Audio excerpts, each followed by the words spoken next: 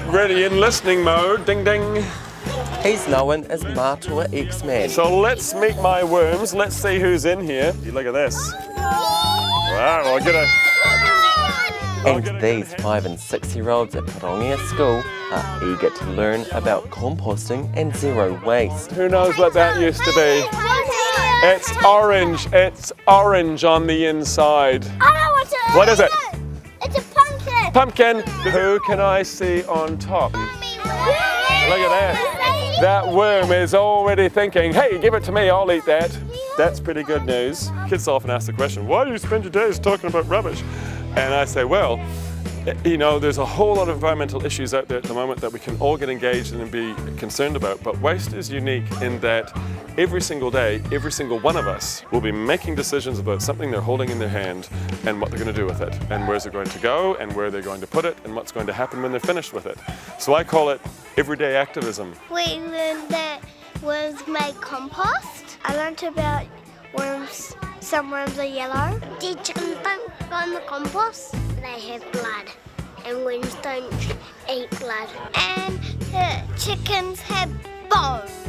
I'm teaching a whole series of units and topics. So from the 5-year-olds, as we saw today, right from introducing them to the idea of worms, to how they package their lunches, how they're bringing their food and what sort of options that they're using, reusable containers or, you know, what materials they're made out of and things like that. Up to the year 8s, they would be doing bigger, sort of big picture topics like resource sustainability and renewable resources and natural resources and water use and all that kind of thing. Everyone say, recycling. The kids, they just love it. They love learning about the environment and nature and things like that. And I think we can give them some really cool messages about how we can continue to look after that environment.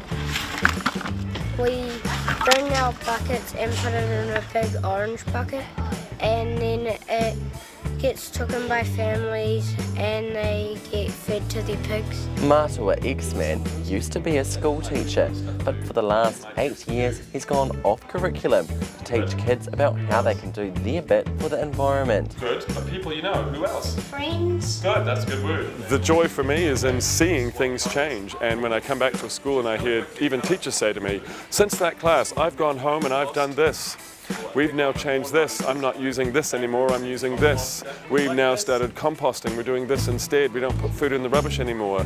We've made our own reusable bags, we're doing this. We now think carefully about how we use our water. And so that change, that's that ripple effect. This is going to be our enviro area for our school. We've already got a few citrus trees and fruit trees established on the fence line. We're going to utilise this area for the likes of worm farming, veggie gardens, to produce things throughout using for school lunches, and we're going to have composting going on, worm farming going on, seed raising areas, and eventually chooks too in the school, and all the children are going to be learning all about how to establish it and maintain it. So it comes with education, but it's coupled with action. So let's learn about it, and now let's do it, and let's do something about it. And he has one of those on his balcony. He's making compost on his balcony. You can do it anywhere. That's the whole point.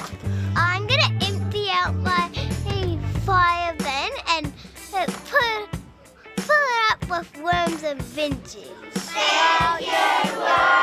They're doing a really good job. It's a world away from their classroom teachings, but these lessons are no less important, enabling a future, greener generation. Te Kura, Local Focus.